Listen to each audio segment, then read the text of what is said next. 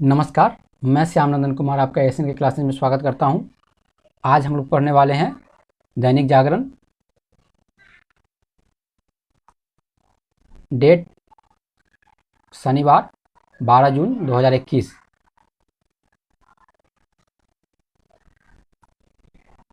चलिए, इससे पहले ही बहुत सारे वीडियो मैंने बता चुका हूं कि हमारे लिए डेट इम्पॉर्टेंट नहीं है, हमें साल भर का न्यूज़ पढ़ना रहता है। इसलिए जब भी टाइम समय मिले तो प्रीवियस न्यूज़ भी आप जाके पेपर के जरिए देख सकते हैं। तो हम लोग देखते हैं आज कौन कौन सा न्यूज़ हमारे लिए काफ़ी इम्पोर्टेंट है। चलिए, यहाँ है एक न्यूज़ जो काफ़ी इम्पोर्टेंट है। योजना आपको one nation one ration card योजना, इससे संबंधित जितने भी फीचर हैं आपको एक नोट्स बनाने हैं और ये काफ़ी इम्पोर्टेंट है। एग्जाम में योजना से रिलेटेड क्वेश्चन रहते हैं। तो मुद्दा क्या है? One nation one ration card योजना लागू करे बंगाल सुप्रीम कोर्ट। हालांकि सुप्रीम कोर्ट ने डायरेक्टली नहीं बोला है बंगाल के बारे में, ये सेंट्रल गवर्नमेंट बोल रही है कि बंगाल लागू करे। अभी one nation one ration card योजना जो है बहुत सारे स्टेट में लागू नहीं है। जैसे कौन सा स्टेट है वो? बंगाल, दिल्ली का तो अभी जानते ही मुद्दा ही चल रहा है उनके बारे, कंट्रोवर्सी के बारे में, उनकी जो घर घर योजना है एक, ठीक। इससे पहले वाले पेपर में हम लोग पढ़े हैं छत्तीसगढ़, असम, ये कुछ और जो अदर स्टेट होंगे, बहुत सारे स्टेटों में अभी लागू नहीं है। लेकिन सुप्रीम कोर्ट ने एक डायरेक्शन दिया है कि मतलब जहाँ ये लागू नहीं है वहाँ लागू करें, ठीक। चलिए, अभी यहाँ एक चीज़ और मुद्दा देखते हैं। योजना, इसमें जो जितने भी लाभार्थी हैं उनको जो है ना रजिस्ट्रेशन करने का काम, ठीक है ना, वो जो स्टेट गवर्नमेंट का है। योजना बनाना, किस तरह उनको देना है और रजिस्ट्रेशन करना है, ये सब काम किसका है? स्टेट गवर्नमेंट का काम है। चलिए, लेकिन one nation one ration card योजना ये सेंट्रल गवर्नमेंट का प्रोग्राम है, इसके अंतर्गत सारे स्टेट को जुड़ना है। देखिए, यहाँ हमने बात की थी, ये आपके एक वनडे टाइप के एग्जाम अगर तैयारी कर रहे होंगे तो उसके लिए काफ़ी इंपॉर्टेंट हो जाता है। कुछ दिनों से काफ़ी हॉट मुद्दा है। घर का राशन योजना किस राज्य से संबंधित है? तो ये दिल्ली से संबंधित है। चलिए, आगे हम लोग देखते हैं।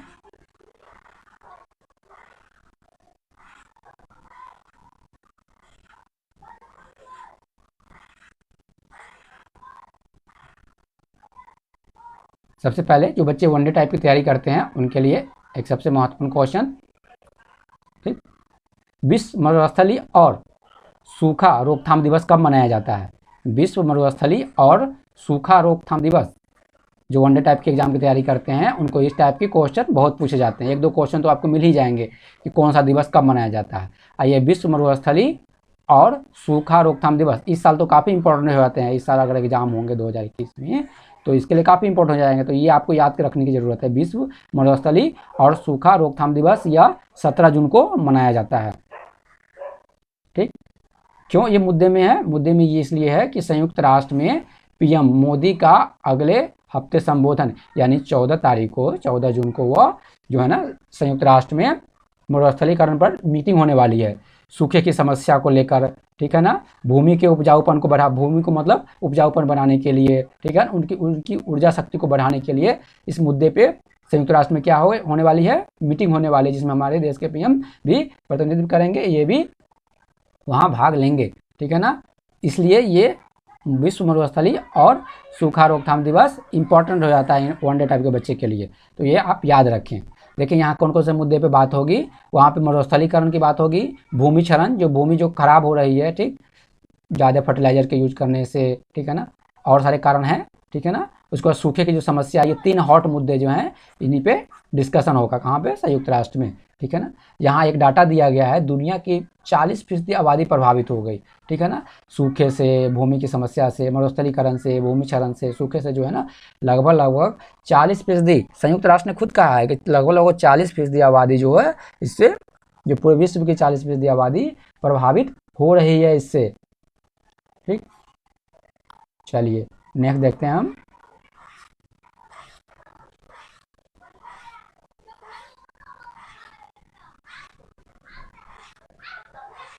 जो हम लोग हमारे लिए इम्पोर्टेंट है, हम उन्हीं न्यूज़ को कवर करते हैं। न्यूज़ तो इसमें काफ़ी इतने दिए रहते हैं जो काफ़ी हम लोगों के लिए, जो एग्ज़ाम से रिलेटेड है उनके लिए ये इम्पोर्टेंट नहीं हो जाते हैं। न्यूज तो इसमें बहुत देते हैं, लेकिन हमारे लिए इम्पोर्टेंट जो होते हैं बहुत कम ही होते हैं, और जो जो होते हैं उसको मैं कोशिश करता हूँ कि अच्छी तरह से कवर करूँ पूरे डिटेल में। चलिए एक इन्फॉर्मेशन दे दूँ आपको। ठीक, उच्च शिक्षा में बिहार और छत्तीसगढ़ और असम फीसदी मतलब कहने के बहुत अच्छे परफॉर्मेंस नहीं कर रहे हैं उच्च शिक्षा के मामले में। छत्तीसगढ़ और असम की जो स्थिति है वो सही नहीं है। ठीक है ना। यहाँ पे आप एक देख लें, इसमें जो दिया हुआ है कि सिक्किम का परफॉर्मेंस जो है ना अच्छा है उच्च शिक्षा के मामले में। यहाँ जो है सिक्किम में है प्रत्येक 100 में देखा जाए तो 75 जो बच्चे हैं वो उच्च शिक्षा का लाभ ले रहे हैं, सिर्फ 25 जो बच्चे हैं नहीं ले रहे हैं। यानी कि अगर देखा जाए तो 4 में 3 बच्चे उच्च शिक्षा प्राप्त कर रहे हैं, एक जो है नहीं कर रहे हैं। वही बिहार की स्थिति आप देखिएगा तो लगभग 7 में 1 बच्चे जो है ले रहे हैं, 6 बच्चे जो है ना वहाँ का उच्च शिक्षा जो है प्राप्त नहीं कर रहा है। इसलिए बोल रहा है वहाँ पे कि बिहार, छत्तीसगढ़, असम परे फीसदी, सिक्किम काफ़ी अच्छा परफॉर्मेंस कर रहा है। ठीक, चलिए एक और यहाँ पे आया था मुद्दा, हम देखते हैं कि सकल नामांकन अनुपात।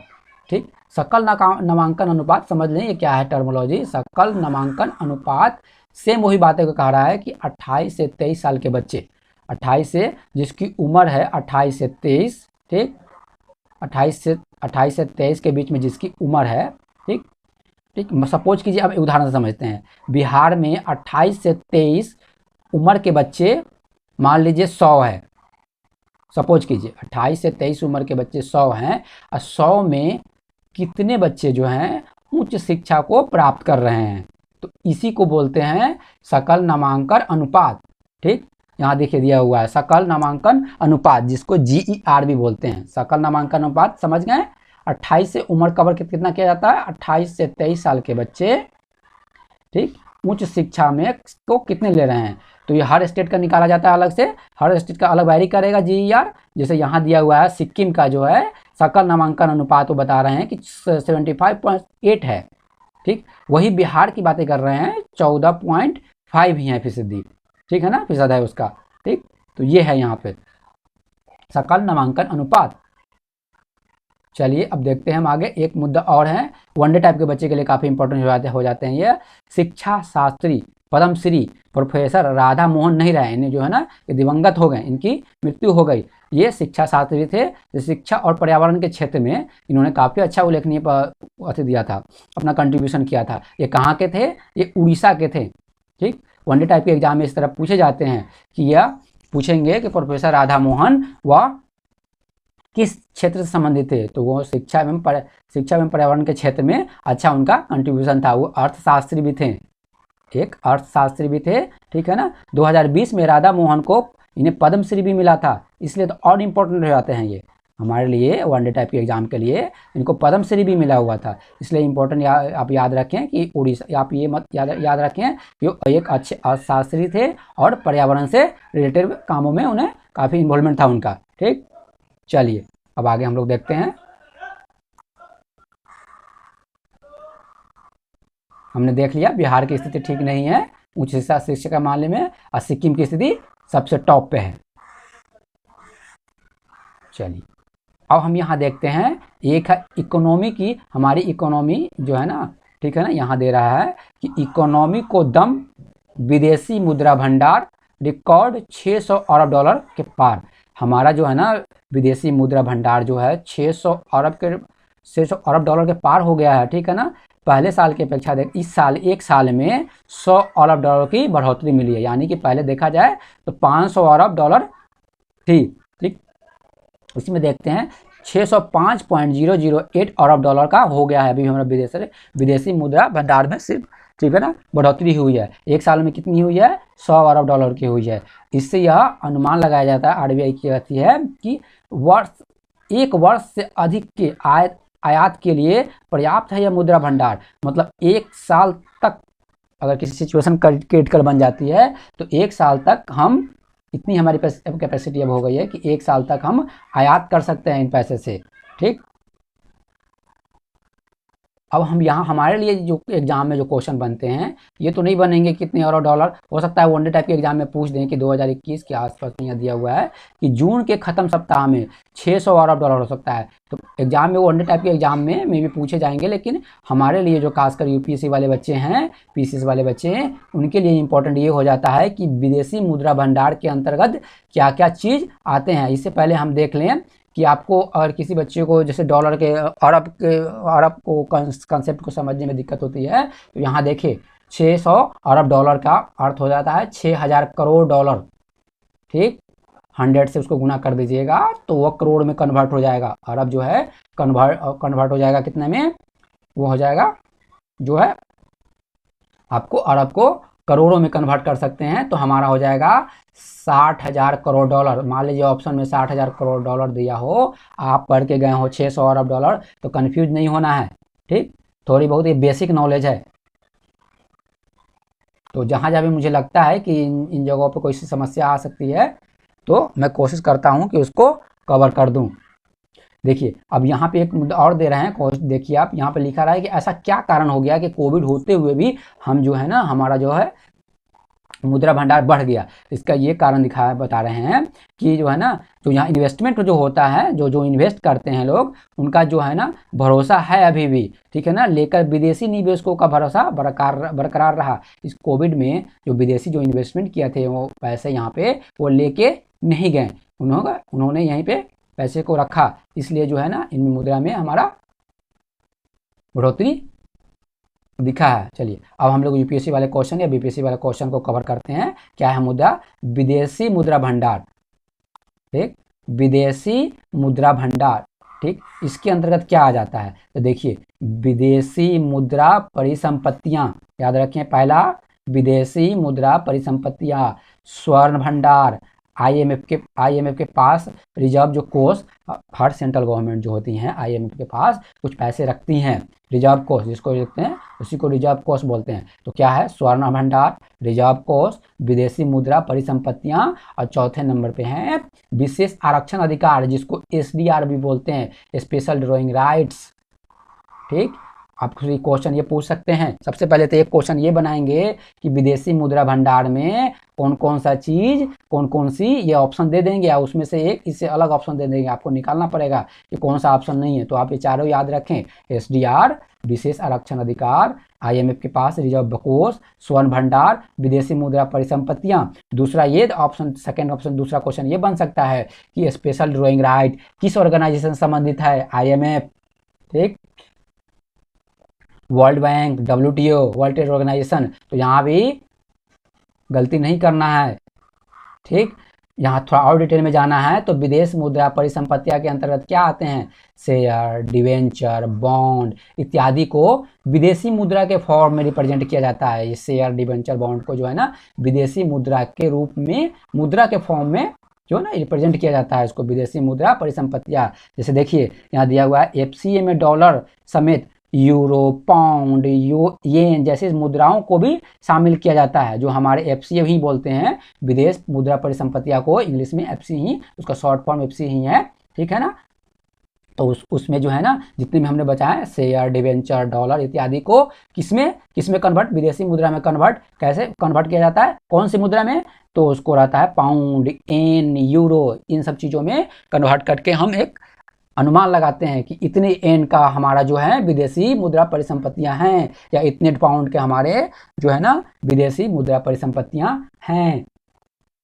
आई होप आपको ये समझ में आ रही होगी। ठीक, चलिए एफसीए का फॉर्म दिया हुआ है foreign current asset, foreign currency assets. Okay, यहाँ एफसीए का फुल फॉर्म क्या हो गया, फॉरेन करेंसी एसेट्स।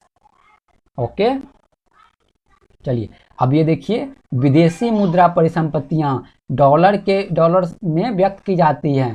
ठीक, ये जो दे रहा है विदेशी मुद्रा परिसंपत्तियां को डॉलर में, मुख्यतः डॉलर में जो है ना, मेन जो टॉप जो होता है वो डॉलर में ही रिप्रेजेंट किया जाता है। यहाँ हमने बताया था यूरो, पाउंड, येन में भी आप क्या करते हैं कि उसको आप एक एस्टिमेट लगा लेते हैं, एक अनुमान लगा लेते हैं, लेकिन मेन जो होता है वो डॉलर में ही जो है परिसंपत्तियां, विदेशी मुद्रा परिसंपत्तियां को जो है काउंट करते हैं कि इतना डॉलर की हमारे पास जो है ना परिसंपत्तियां है। चलिए तो हम जो यूपीएससी वाले एसएससी वाले जो पीसीएस वाले जो बच्चे हैं उनको याद रखना 4 पॉइंट। विदेशी मुद्रा, स्वर्ण भंडार, आईएमएफ के पास रिजर्व बैंक, विशेष आरक्षण अधिकार, ठीक है ना, आईएसडीआर आईएमएफ से संबंधित है। यहाँ 2 पॉइंट ये जो है ना, एसडीआर तो खैर वो वनडे टाइप के बच्चे हैं, उनको भी ध्यान में रखनी है। चलिए क्रिप्टो करेंसी, आपने काफ़ी बार सुना होगा क्रिप्टो करेंसी। देश के सबसे बड़े क्रिप्टो करेंसी एक्सचेंज के प्रवर्तन निदेशालय ने दिया नोटिस। क्रिप्टो करेंसी एक्सचेंज जो जिनका एक क्रिप्टो करेंसी एजेंसी है जिसका नाम है एक्सचेंज बजीरेक्स, ठीक, एक्सचेंज बजीरेक्स, ये क्या है, एक क्रिप्टो करेंसी में वो डील करते हैं, क्रिप्टो करेंसी से संबंधित है, ठीक है ना। इनको ना प्रवर्तन निदेशालय ने नोटिस जारी किया है, शायद ये किसी फ्रॉड में जो है फंसे हुए हैं। इन्होंने कोई फेमा के अंतर्गत, फेमा एक रूल है जो सब कंट्रोल करता है, इसके अंतर्गत इन्होंने कुछ रूल वायलेशन किया गया है, ऐसा कहा जा रहा है इनके द्वारा, प्रवर्तन निदेशालय के द्वारा, कि चीन के नागरिकों ने भारतीय रुपए की जमा को क्रिप्टो करेंसी टीथर में बदल कर, मतलब भारत में पैसे थे, जापानियों ने क्या किया, कुछ जापानियों ने भारत में जो पैसे थे उसको क्या किया, पहले उन्होंने क्या किया, क्रिप्टो करेंसी में कन्वर्ट कर दिया। हमारे देश में क्रिप्टो करेंसी में इन्वेस्ट करना लीगल है, ठीक, आपको ये याद रखना है, पूछेगा कि क्रिप्टो करेंसी क्या इंडिया में लीगल है, हाँ, इन्वेस्ट करना लीगल है यहाँ पे, ठीक है ना, लेकिन वह लीगल टेंडर ऑफ मनी नहीं है। ये लीगल टेंडर ऑफ मनी क्या होता है, जिस तरह पैसा हम लेते हैं अपने, जो रुपीज़ लेते हैं उसको जाके किसी दुकान में देते हैं, कोई सामान लेते हैं तो मिल जाता है, लेकिन आप बिटकॉइन जैसे बिटकॉइन क्या है, बिटकॉइन एक क्रिप्टो करेंसी है, तो आप इसको बिटकॉइन को ले जाके किसी को बोल नहीं सकते, ये लीगल टेंडर ऑफ मनी नहीं है, ठीक है ना। तो हमारे यहाँ इन्वेस्ट करना क्रिप्टो करेंसी लीगल है, लेकिन उससे सामान कोई खरीदना ये हमारे यहाँ नहीं होता, लीगल टेंडर मनी अब नहीं है, ठीक है ना। तो देखिए वजीरेक्स ने क्रिप्टो करेंसी के जरिए व्यापक लेन देन की अनुमति दी, ठीक है ना। वजीरेक्स जो है ना, जो एक क्रिप्टो करेंसी में डील करती है, क्रिप्टो करेंसी ये जो है ना एक्सचेंज है, एक एक्सचेंज है वजीरेक्स, ठीक है ना, जिसकी स्थापना 2017 में हुई थी, ठीक है ना। वो क्रिप्टो करेंसी के जरिए व्यापक लेन देन की अनुमति दी, लंदन की अनुमति दी, लंदन में की अनुमति जरिए व्यापक लेन देन की अनुमति दी, ठीक है ना। इन्होंने प्रॉपर तरह से मनी लॉन्ड्रिंग जो निवारण कानून है ना, और आतंकवाद से रिलेटेड जो कानून है उनका उन्होंने सही तरह से फॉलो नहीं किया, ठीक, इसलिए प्रवर्तन निदेशालय ने उन्हें नोटिस जारी किया। मेन मुद्दा क्या था, इनका कहना है प्रवर्तन निदेशालय का कि उन्होंने क्या किया, इंडियन करेंसी को पहले क्या किया, उन्होंने क्रिप्टो करेंसी में कन्वर्ट किया, और कन्वर्ट करके उन्होंने क्या किया, वाइनेस कैमन आइलैंड में पंजीकृत एक्सचेंज है वहाँ पे उन्होंने स्थानांतरित कर दिया पैसे को, ऐसे समझे, पैसा लिया क्रिप्टो करेंसी में कन्वर्ट किया, उस क्रिप्टो करेंसी को क्या किया उन्होंने, आइलैंड में जो है ना एक वाइनेक्स में जो है ना वाइनेक्स वॉलेट को कन्वर्ट कर दिया, वहाँ पे भेज दिया पैसा, ठीक ना, ठीक, बिना फेमा के रूल के अंतर्गत उन्होंने प्रॉपर कानून को फॉलो नहीं किया, ठीक है। देखते हैं यहाँ क्रिप्टो करेंसी क्या है, ठीक, यह एक डिजिटल करेंसी है, ठीक, क्या है, एक डिजिटल करेंसी है, इसको डिजिटल मनी भी बोलते हैं, ठीक। जैसे उदाहरण के रूप में आपसे दे देंगे कि बिटकॉइन, ईथर, लिटकॉइन, तिथर, अभी जो गवर्नमेंट बात कर रही है तिथर एक जो है ना, ये क्या है तिथर, आपको याद रखना है, तिथर तो पूछ सकते हैं, बहुत इंपॉर्टेंट हो जाता है क्योंकि ये मुद्दा इंडिया से रिलेटेड है। तिथर के मामले में तिथर भी एक क्रिप्टो करेंसी है, ठीक है ना। क्रिप्टो करेंसी के बहुत सारे वेरिएंट है, बहुत नामों से जाना जाता है, ठीक है, अलग अलग से, लेकिन सबसे जो इंपॉर्टेंट जो शुरू में प्रथम क्रिप्टो करेंसी पूछा जाए तो वो है बिटकॉइन। प्रथम क्रिप्टो करेंसी कौन है, सबसे पहले क्रिप्टो करेंसी कौन आया, तो वो था बिटकॉइन। उसके बाद धीरे धीरे ether, litecoin, doge coin, fair coin, ETC, मतलब बहुत सारे कॉइन है, 100 लगभग 100 से ऊपर है क्रिप्टो करेंसी, ठीक है ना। लेकिन कुछ आपको याद रखना है, बिटकॉइन, ईथर, लिटकॉइन, एक तो आपको याद रखने हैं, वो कौन सा है, तिथर तो याद रखने ही रखने, पूछेगा तिथर है क्या, अब वहाँ पे कन्फ्यूज नहीं होना, इतना पढ़ने के बाद अगर वहाँ जाके गलती कर लीजिएगा तो ठीक नहीं है। तो डिसेंट्रलाइज करेंसी, इसको डिसेंट्रलाइज करेंसी क्यों बोलते हैं, क्योंकि इस करेंसी को कोई एक सेंट्रल अथॉरिटी कंट्रोल नहीं करती, जैसे हमारे यहाँ कौन करता है, गवर्नमेंट के अंदर कौन, आरबीआई गवर्नमेंट बोल सकते हैं, हमारे यहाँ करता है, ठीक है ना। उसी तरह डॉलर को देखिए यूएसए में कौन, वहाँ की गवर्नमेंट करती होगी, ठीक है ना। लेकिन इसमें क्रिप्टो करेंसी को कोई डिसेंट्रलाइज करेंसी होती है, ठीक है ना, ये जो है कोई एक आदमी कंट्रोल नहीं करता है, ठीक है ना, गुड, ठीक है ना, ये काफ़ी सिक्योर होता है, सिक्योर होता है, ये काफ़ी जो है ना क्रिप्टो करेंसी काफ़ी से इससे पता ही नहीं चलता है कि कौन किसको ट्रांजैक्शन कर रहा है, कौन किसको कितना पैसा भेजा रहा है, क्योंकि वो उसमें ब्लॉक चेन टेक्नोलॉजी का प्रयोग किया जाता है, ठीक है ना, क्रिप्टोग्राफी का प्रयोग किया जाता है। ये सब ऐसे टेक्नोलॉजी है जो आपको इतना सिक्रेसी प्रोवाइड करता है कि कुछ पता ही नहीं चलेगा कौन किसको कितना ट्रांजैक्शन प्रोवाइड कर रहा है, ठीक है ना। लेकिन वो जो है ना ब्लॉकचेन क्रिप्टो करेंसी ये सब जो है ना वो उसका इंफॉर्मेशन रखते हैं। चलिए हमने समझा तिथर, तिथर क्या, क्रिप्टो करेंसी। मुद्दा में क्यों था, एक जो ऑर्गेनाइजेशन है एक्सचेंज जो क्रिप्टो करेंसी में डील करती हैं वो कुछ चीट किए हैं, जिसको जो है ना प्रवर्तन निदेशालय ने नोटिस जारी किया। देखिए एक इन्फॉर्मेशन के लिए 21.8 करोड़ बाल श्रमिक पूरी दुनिया में, ठीक है ना, 21.8 समझे करोड़ बाल श्रमिक पूरी दुनिया में। संयुक्त राष्ट्र की एक हालिया रिपोर्ट के अनुसार, संयुक्त राष्ट्र की एक हालिया रिपोर्ट तुरंत ही रिपोर्ट में आया था, उन्होंने कहा कि 21.8 करोड़ बाल श्रमिक है पूरी दुनिया में, ठीक है ना। भारत में इसकी संख्या 1.5 करोड़ से भी अधिक है। भारत में जो है ना अकेले भारत में इसकी संख्या जो है ना इतनी आबादी है तो स्वाभाविक सी बात है कि 1.5 करोड़ तो आ ही जाएंगे। सेकेंड नंबर के पॉपुलेशन है तो 1.5 करोड़ कम ही है देखा जाए तो। अच्छे परफॉर्म कर रहे हैं हम लोग बाल श्रमिक में, कुछ है समस्या जो उसको सॉल्व करने की ज़रूरत है। चलिए कितना है 21.8 करोड़। ये सब जो आंसर जब कहीं लिखते हैं तो जब बाल श्रमिक पे आ जाए तो हम लिख सकते हैं इस पे। चलिए अब एक और मुद्दा सबसे इम्पोर्टेंट, वहाँ हमने देखा ब्लॉकचेन उसको बारे में। अब यहाँ हम लोग देखते हैं कि G7 की गरीब देशों को 1 अरब वैक्सीन खुराक की मदद।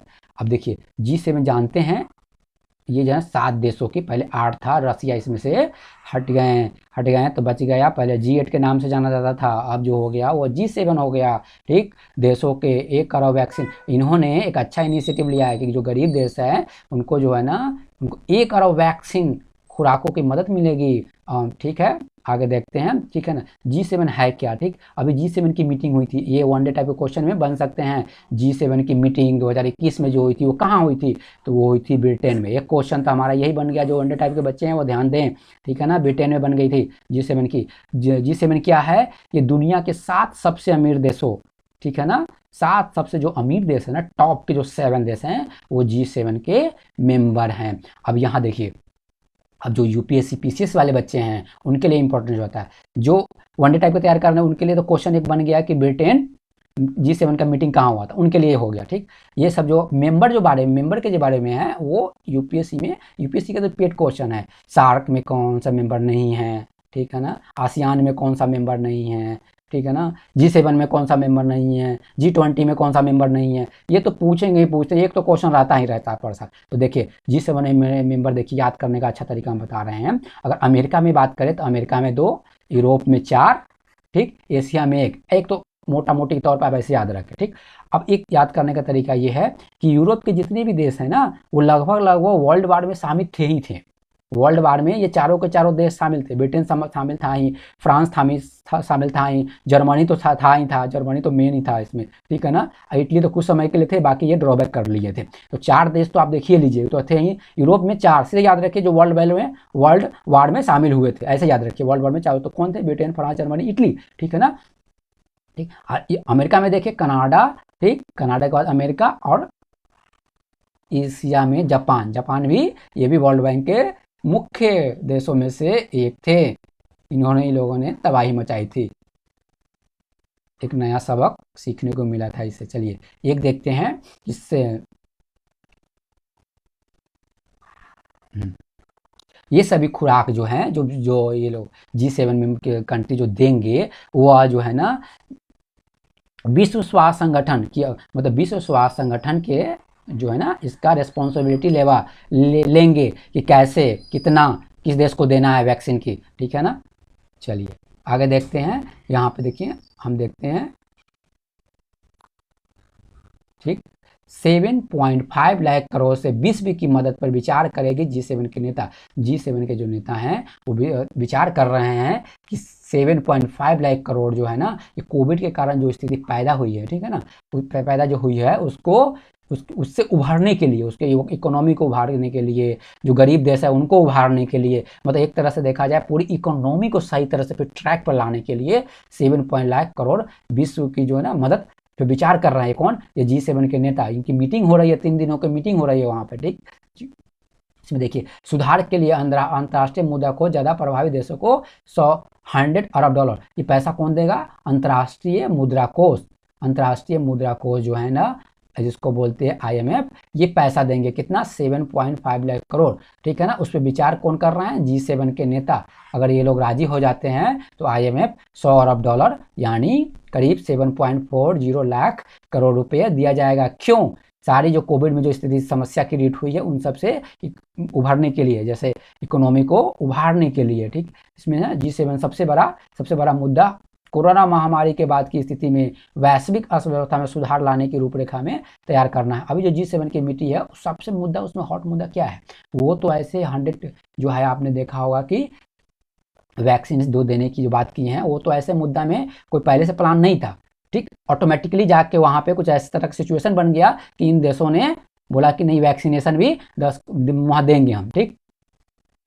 लेकिन उन लोगों का मेन मुद्दा जो वहाँ पे था वो था कि इन कोरोना के महामारी में जो स्थिति खराब हुई है सब देशों को, इससे कैसे निकला जाए, कैसे वैश्विक अर्थव्यवस्था में सुधार किया जाए। मेन मुद्दा तो ये था वहाँ पे उन लोगों को डिस्कशन करने का, ठीक है ना।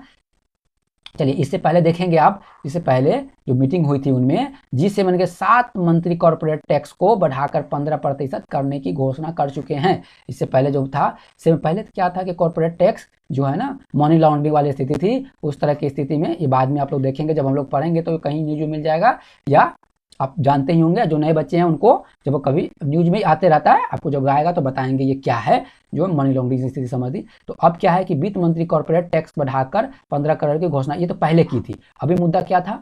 अभी जो तत्काल में जो मीटिंग हुई है, जो आप ब्रिटेन में देख रहे हैं, उनमें मुद्दा ये था कि वैश्विक अर्थव्यवस्था को सुधारा कैसे जाए, ठीक। चलिए, तो अब हम देखते हैं इसमें और कुछ हमारा इसमें छूट तो नहीं रहा है।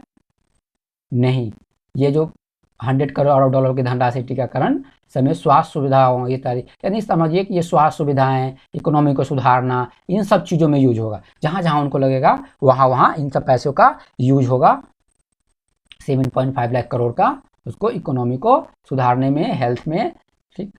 ब्रिटेन में इससे अध्यक्षता कर रहा है। ब्रिटेन जो है इंपॉर्टेंट है, ये वनडे टाइप के बच्चों को, कि जो G7 का मीटिंग हुआ था उसकी अध्यक्षता किसने की? ब्रिटेन। आपको बता दें, या एक वाइज मतलब आज ब्रिटेन कर रहे हैं, तो ये क्लॉक वाइज एक तरह का समझिए कि चलता है मीटिंग। आज इनकी अध्यक्षता की ब्रिटेन की है, तो कल हो सकता है कि फ्रांस करे, उसके बाद जर्मनी, उसके बाद इटली, फिर एक एक करके जो है ना करते हैं। हम लोग इन्होंने कंट्री याद देख लिया, 4 जो है यूरोप में, 2 नॉर्थ अमेरिका में, 1 एशिया में।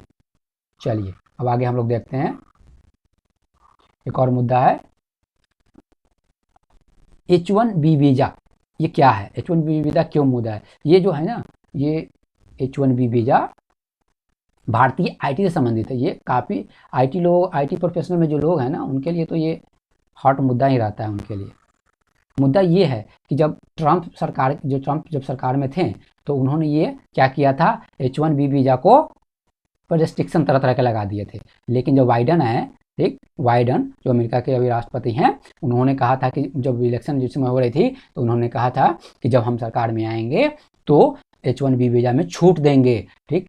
इसमें होता क्या है कि H1B वीज़ा उन्हीं को मिलता है, ठीक है ना। इस वीज़ा का आधार पर अमेरिका कंपनी, इस वीज़ा जो मिलता है वो क्या किसको मिलता है? IT प्रोफेशनल में, जो IT में अच्छे करते हैं ना जो व्यक्ति, उनको इस तरह का ये जो है ना वीज़ा मिलता है। क्यों मिलता है? कि अमेरिकी कंपनियों को ज़रूरत होती है वहाँ पे, ठीक। तो उच्च कुशल विदेशी कामगारों, देखना है, उच्च कुशल, ऐसा नहीं कि नॉलेज नहीं है IT के बारे में आपको मिल जाएगा, नहीं। आपका जो है ना उच्च कुशल विदेशी कामगारों को रोजगार देती है, ठीक है ना। हर साल विभिन्न श्रेणियों में 85,000 वीज़ा जारी किए जाते हैं। हर साल जो है अमेरिका 85,000 वीज़ा जारी करती है इंडियन के लिए, जो IT प्रोफेशनल होते हैं उसके लिए, ठीक है ना।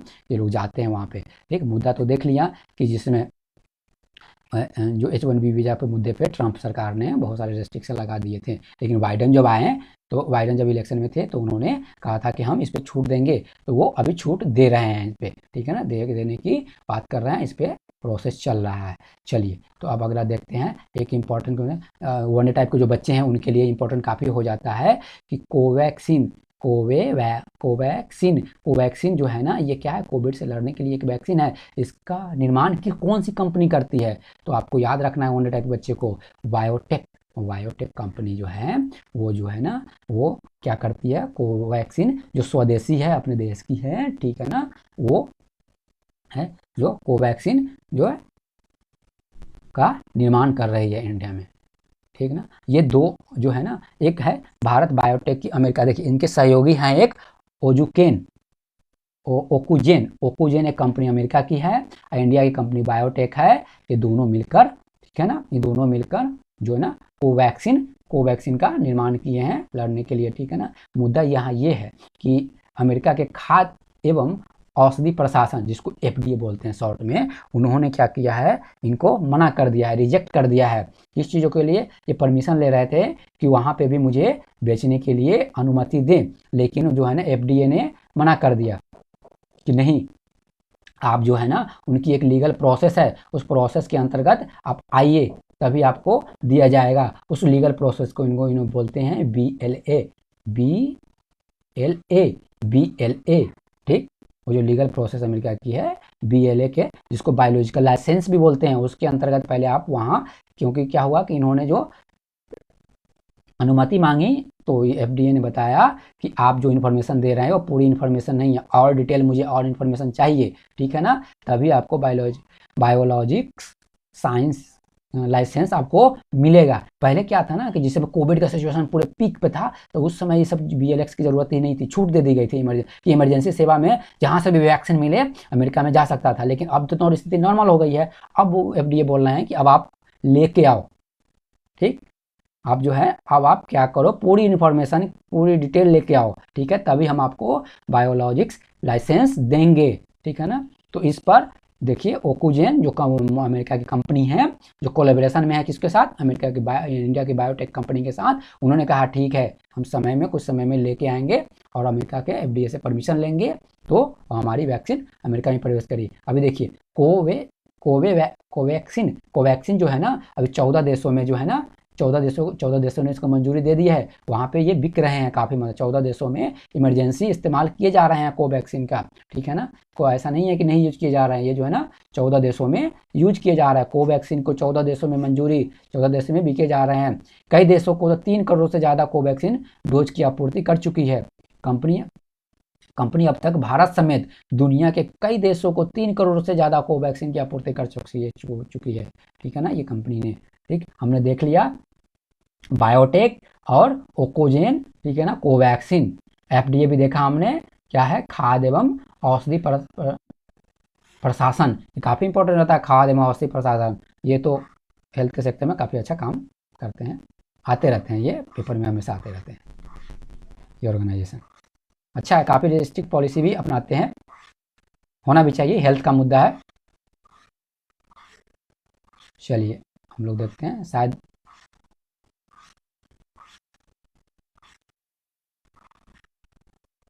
हम लोगों ने कवर कर लिया।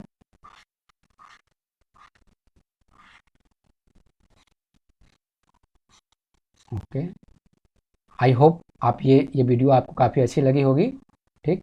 मेरा ये पूर्णतः प्रयास रहता है कि पेपर पे ही, हालांकि पेपर में उतने इन्फॉर्मेशन दिए नहीं रहते हैं, हमें अलग से कुछ इन्फॉर्मेशन स्टोर करके, ठीक, पढ़ कर अच्छी तरह से रखना पड़ता है, ठीक है ना, ताकि आपको समझाया जाए तो पूरे डिटेल में अच्छी तरह से समझे, टॉपिक कम ही कवर हो, ठीक है ना, अच्छे जो इंपॉर्टेंट टॉपिक हो उसको कवर करके अच्छी तरह से समझाया जाए, ठीक है। चलिए तो मिलते हैं नेक्स्ट वीडियो में। हाँ, प्रीवियस जो पेपर है उसको भी पढ़ते रहे, हर पेपर में मैं कोशिश करता हूँ कि अच्छी तरह से उसको डिटेल में पढ़ाया जाए। और दूसरी बात ये कि मेरा पेपर एक दिन लेट आता है क्योंकि उसमें समय देना पड़ता है। चलिए तो हम लोग मिलते हैं नेक्स्ट वीडियो में, तब तक अपना ख्याल रखिए, खुश रहिए,